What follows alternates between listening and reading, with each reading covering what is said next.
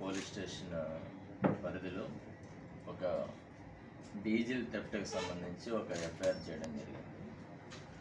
ఇది ఒక షిప్లో నుంచి ఒక వ్యక్తి వీర్రాజు అలియాస్ స్వామి అనే అతను బడే రాజు అనేటువంటి ఆయనతో కలిసి కొనుక్కొని వచ్చి ఇక్కడ సూరాడ రాము అనేటువంటి వ్యక్తికి అమ్మడం జరిగింది.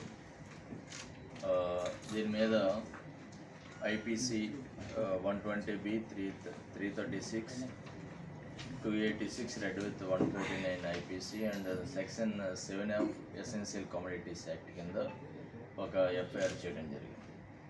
ఇది చాలా పెద్ద రాకెట్ యాక్చువల్లీ. అంటే సముద్రంలో నుంచి కొంత డీజిల్ తీసుకుని వచ్చి ఇక్కడ బయటికి తీసుకుని వచ్చి బోట్ల ద్వారా, మోటార్ బోట్స్ ద్వారా తీసుకుని వచ్చి ఇక్కడ బయట తక్కువ రేటుకి అమ్మడం జరుగుతుంది. ఈ దీంట్లో ఇంకా చాలామంది ఇన్వాల్వ్ అయి ఉన్నారు.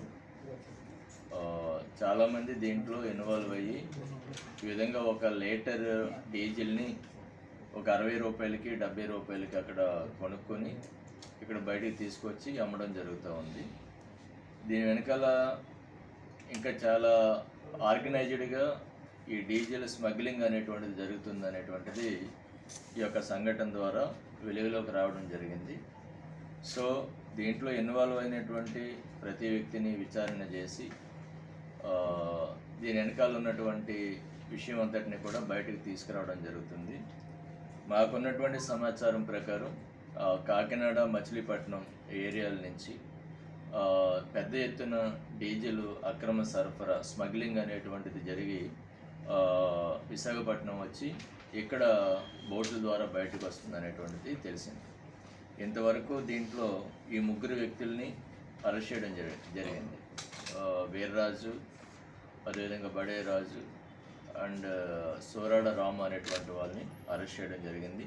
వీళ్ళు కాకుండా ఇంకా 10 మంది ముద్దాయిలు, అపస్కాండింగ్ ముద్దాయిలు ఉన్నారు. వీళ్ళు ఇచ్చినటువంటి సమాచారం మేరకు వాళ్ళందరినీ కూడా త్వరలో అరెస్ట్ చేయడం జరుగుతుంది.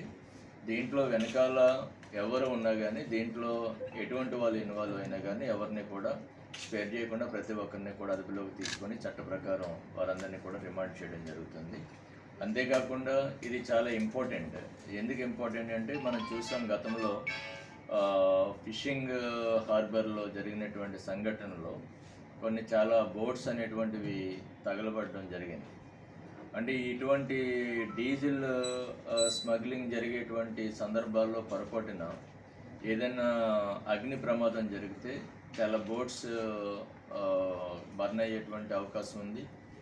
ప్రాణ నష్టం కూడా జరిగేటువంటి అవకాశం ఉంది. ఆస్తి నష్టం, ప్రాణ నష్టం జరిగేటువంటి అవకాశం ఉంది. కాబట్టి దీన్ని సీరియస్గా తీసుకొని దీన్ని అరికట్టడానికి పోలీసులు చట్ట ప్రకారం అన్ని రకాల చర్యలు తీసుకుంటారు. సరే, 3 లోకల్ సార్.